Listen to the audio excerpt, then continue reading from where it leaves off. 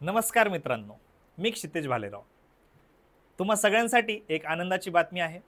शिक्षक बनण्याच्या स्वप्नाची पहिली पायरी म्हणजे TET 2025चं नोटिफिकेशन जे आहे ते जाहीर झालेलं आहे.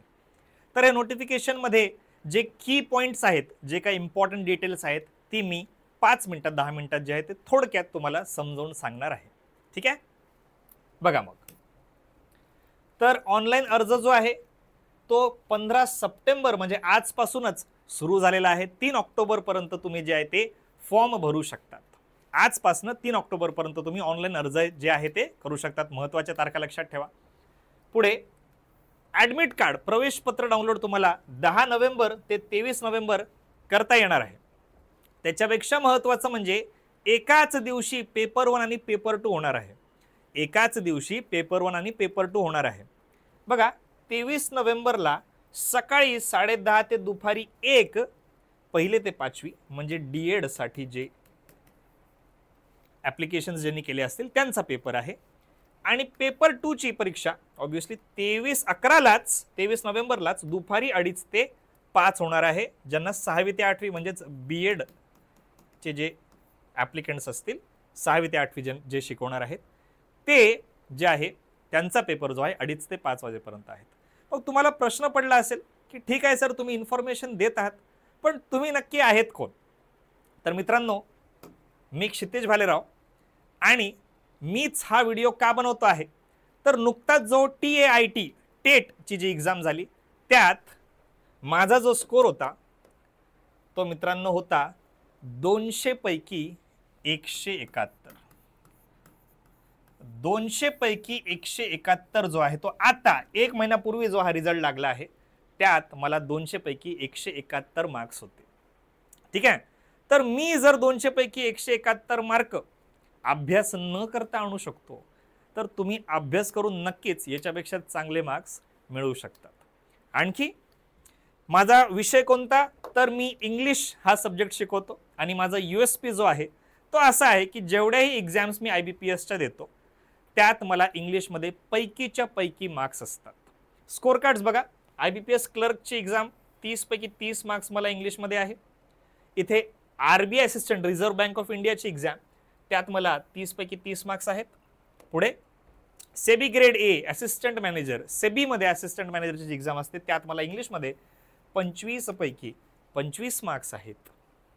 तर जसं की मी सांगितलं मित्रांनो, मी जेवढेही IBPSचे एक्झाम्स दिले आहे त्यात इंग्लिशमध्ये मला पैकीच्या पैकी मार्क्स आहेत आणि टेटमध्ये TIT जी एक्झाम झाली होती त्यात मला 200 पैकी 171 मार्क्स होते. काही काही संस्थांच्या टॉपर्सचे जे आहेत त्याच्यापेक्षा कमी मार्क्स आहेत. अभ्यास न करता जे आहे जर मी मिळवू शकतो 171 मार्क्स तर डेफिनेटली तुम्ही सुद्धा त्याच्यापेक्षा छान मार्क्स आताच्या TETच्या एक्झाममध्ये घेऊ शकतात. पुढे बघा,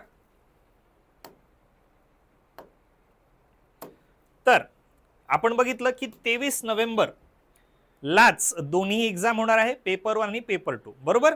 अजून काही इम्पॉर्टंट डिटेल्स बघूयात.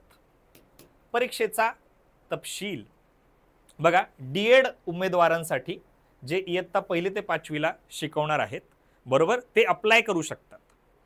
DED वाले फक्त पेपर 1 लाच अप्लाय करू शकतात बरं का. BED वाले पेपर 2 साठी अप्लाय करू शकतात. आता BED वाले दोन्हीकडे पण अप्लाय करू शकतात, इथंही करू शकतात आणि इथंही करू शकतात. BED वाले दोन्हीकडे करू शकतात, पण DED वाले मात्र फक्त पेपर 1 लाच अप्लाय करू शकतात. बरोबर, महत्वाची डिटेल आहे, कन्फ्यूज व्हायचं नाही आहे. आणि पेपर जरी ऑफलाईन आहे, अर्ज जो आहे तुम्हाला ऑनलाईनच करायचा आहे. अर्ज जो आहे तो फक्त ऑनलाईनच करायचा आहे. ठीक आहे, पुढे बघा. जसं की मी सांगितलं मित्रांनो की DED उमेदवार 1 ते 5वी ज्यांना शिकवणार आहेत, बरोबर, ते भरू शकतात पेपर 1, पेपर 2 BED दोन्ही भरू शकतात. BED वाले, DED वाले फक्त पेपर 1 आणि BED वाले दोघेही भरू शकतात. बरोबर, 1 ते 5वी, इयत्ता 1 ते 5वी DED वाले आणि इयत्ता 6वी ते 8वी जे आहे BED वाले. बरोबर, पुढे बघा. पेपरचा ड्युरेशन काय आहे, टाइम ड्युरेशन काय आहे, तर 2.5 तासाचा पेपर आहे आणि मग मध्ये 1 तासाचा ब्रेक आहे आणि परत लगेच पेपर 2 स्टार्ट होणार आहे. बघा मित्रांनो, पेपर 1 सकाळी 10:30 ते 1, कधी 23 नोव्हेंबरला, 23 नोव्हेंबरला सकाळी 10:30 ते 1 डीएड वाल्यांचा पेपर, डीएड वाल्यांचा पेपर. पेपर 2 1 तासाचा गॅप घेतला, 1.5 तासाचा गॅप घेतला आणि 2:30 ते 5 लगेच त्यांचा पेपर 2 स्टार्ट झाला बी एड वाल्यांचा. बरोबर. आणि जे दोघंही भरणार आहेत म्हणजे बी एड वाले जे दोघंही भरणार आहेत ते सकाळी 10:30 ते संध्याकाळी 5 त्यांची एक्झाम चालेल, मध्ये ब्रेक असणार तुम्हाला. बरोबर. इम्पॉर्टंट पॉइंट बघा, दोन्ही पेपर एकाच दिवशी आयोजित केले जातील. 23 नोव्हेंबरलाच दोघंही परीक्षा आहे, फक्त सकाळी आणि दुपारच्या स्लॉटमध्ये आहे. ठीक आहे. पुढे कोण कोण अप्लाय करू शकतो? पात्रता, डीएड आणि बीएड कम्प्लीटच झालं पाहिजे का? तुम्ही जर लास्ट इयरमध्ये असाल तरीही तुम्ही जे आहेत फॉर्म भरू शकता. तुम्ही जर डीएडच्या लास्ट इयरमध्ये आहात तरी तुम्ही अप्लाय करू शकतात. तुम्ही जर बीएडच्या लास्ट इयरमध्ये आहात तरीही अप्लाय करू शकतात. डिग्री झाली असेल तर ऑब्व्हियसली भरू शकतात, पण लास्ट इयरमध्ये जर आहात तरीही तुम्ही जे आहेत फॉर्म फिल करू शकतात. ठीक आहे. पुढे बघा मित्रांनो, प्रमाणपत्रे कोणते कोणते लागणार आहेत? ऑब्व्हियसली तुमच्या डिग्रीचं जर तुम्ही पास आहात, जर पास झाले आहात तर त्याचं प्रमाणपत्र वगैरे जे आहे, आणि फॉर्म भरताना फोटो आणि साईन, छोटे छोटे डिटेल्स जे आहे ते तुम्हाला फिलअप करावे लागणार आहेत. बरोबर.